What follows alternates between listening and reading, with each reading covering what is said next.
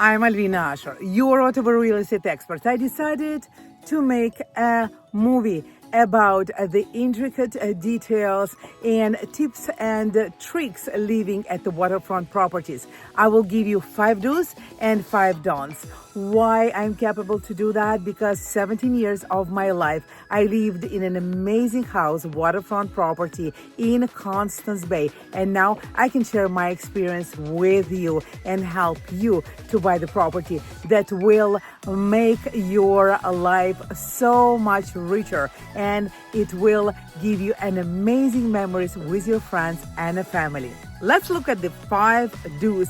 The first one, protect your shoreline.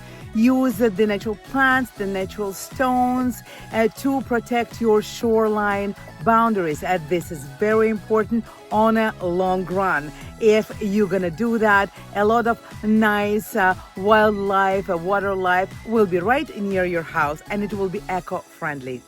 Where you can find out what kind of natural ways to look after your shoreline, you can do it in any conservation authority. They can help you to find what kind of natural materials you can use to protect your shoreline.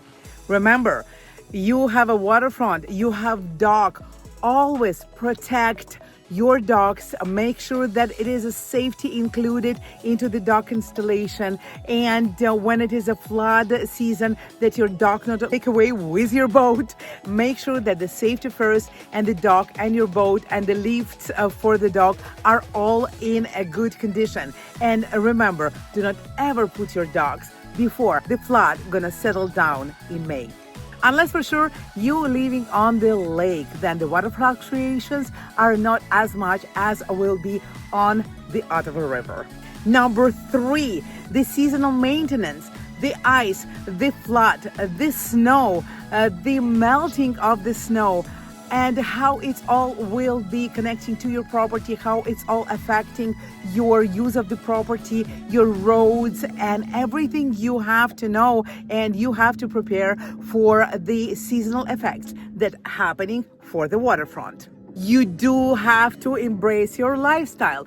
You have to think, if you're buying a waterfront property, what kind of a lifestyle are you gonna have? Are you gonna kayak? Are you gonna board? Are you gonna boat? What kind of boats allowed on your waterfront? What kind of a barbecue you can do? If you can make a fire on your property, you have to take all that to considerations. And number 5, the most important for me, number 5, it's like the head, you remember? Take your time to make a connection with your community. It's so important when you live in a waterfront property. Usually the community is very friendly. People are together, they're making fires in the evening. In the summer, it is a lot of life and a lot of invitations to each other, lots of barbecue going on. Make sure you're taking your time to know your community and to make friends around your beautiful waterfront. We also have 5 don'ts. The most important for your house is your insurance. What kind of insurance you have? Talk to your insurance broker. Make sure that you are covered for the flood and for the septic overflow and for the ice damage and for the wind damage, for everything you can do. Because don't forget, when you are at the waterfront, you're open to a lot of natural disasters. So make sure you have a good insurance. Number 2, it is very important that you're going to remember you live in a waterfront. And if you have kids, this safety first. You have to absolutely talk to them very seriously about the safety jackets and the waterfront and the boats and using water and jumping into the water. It is very important that you're going to look after the kids, and you're going to tell to all your guests how shallow or deep the water right near your house, how they can use it, and all the safety tips. Safety first for your guests and for your family. Be mindful. This is number 4. Of the soaps that you use, a toilet paper that you use. Remember, whatever you put in, you're going to receive back. because you're at the waterfront. So it is underneath water affecting your wells, and then the septic runoffs also can affect. It is very important for you to know that you have to take care about your septic and waterfront chemicals. And number 5, don't ever underestimate how much this lifestyle would cost you.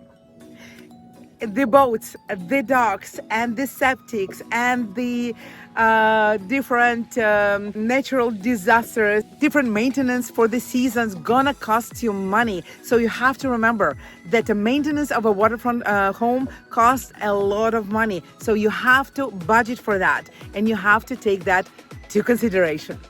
I hope that you liked my little tips, 5 do's and 5 don'ts for the waterfront property lifestyle, and you will take that to considerations. And if you want to live in a waterfront property, please let me know, and we will go and we will see an amazing houses in Ottawa, and we will find you whatever waterfront property you want.